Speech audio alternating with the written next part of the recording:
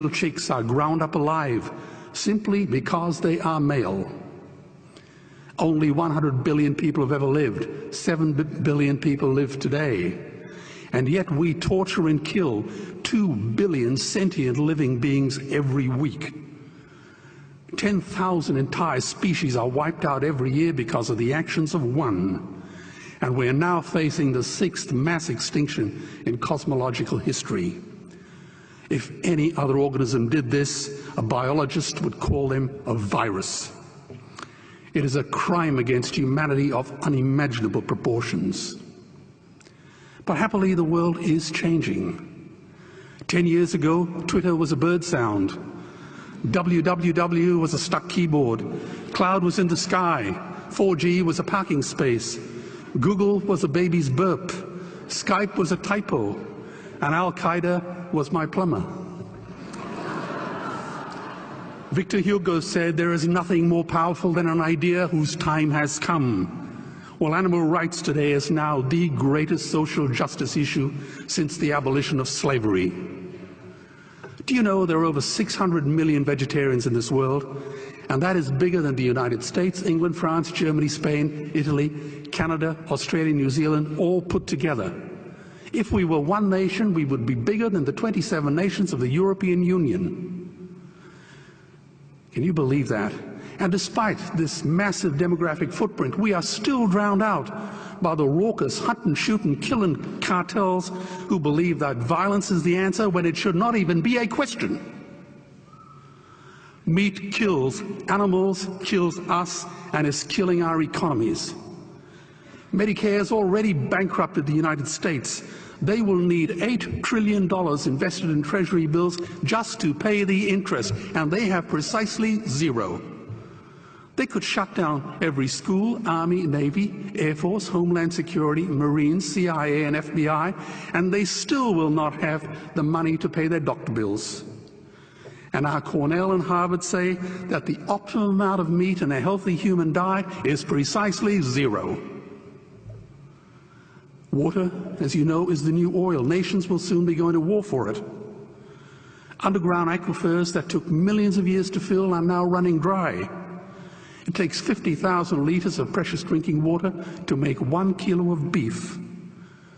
Today, 1 billion people are hungry. 20 million people will die from malnutrition. Cutting meat by only 10% will feed 100 million people, and eliminating meat will end starvation forever. If everyone ate a Western diet, we would need 2 planet Earths to feed us. We've only got one, and she is dying. Greenhouse gas emissions from livestock is 50% greater than transport, as Peter said. Cars, trains, buses, ships, lorries, the whole lot. And as I travel around the world, I see poor countries who sell their grain to the West while their own children starve in their arms. And the West feeds it to livestock so we can eat a steak? Am I the only one who sees this as a crime? Believe me, every morsel of meat we eat is slapping the tear-stained face of a hungry child. When I look into her eyes, do I remain silent? The earth can produce enough food for everyone's need, but not enough for everyone's greed. We are facing the perfect storm. If any nation had developed weapons that could wreak such havoc on the planet, we would launch a preemptive military strike and bomb it back into the Bronze Age. But it's not a rogue state, it's an industry. The good news is we don't have to bomb it. We can just stop buying it. Sir George Bush was wrong.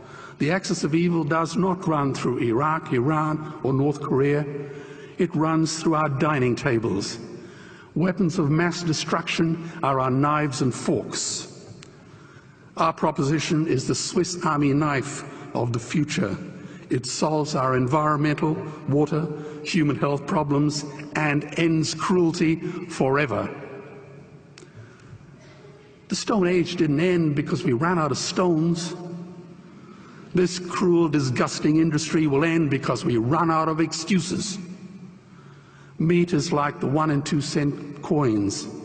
It costs more to make than it's worth. And I come from the bush. Farmers are the ones with the most to gain. Farming won't end, it would boom. Only the product line will change. Farmers would make so much money they won't even bother counting it, and I'd be the first to applaud them. Governments would love us. New industries would emerge and flourish. Health insurance premiums would plummet. Hospital waiting lists would disappear. Hell, we'd be so healthy, we'd have to shoot someone just to start a cemetery.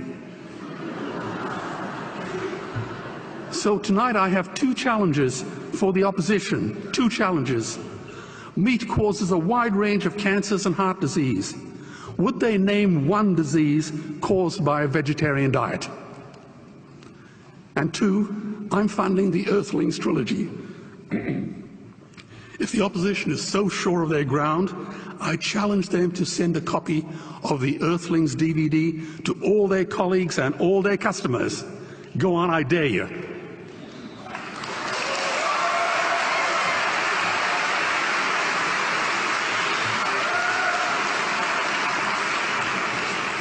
Animals are not just other species, they are other nations, and we murder them at our peril.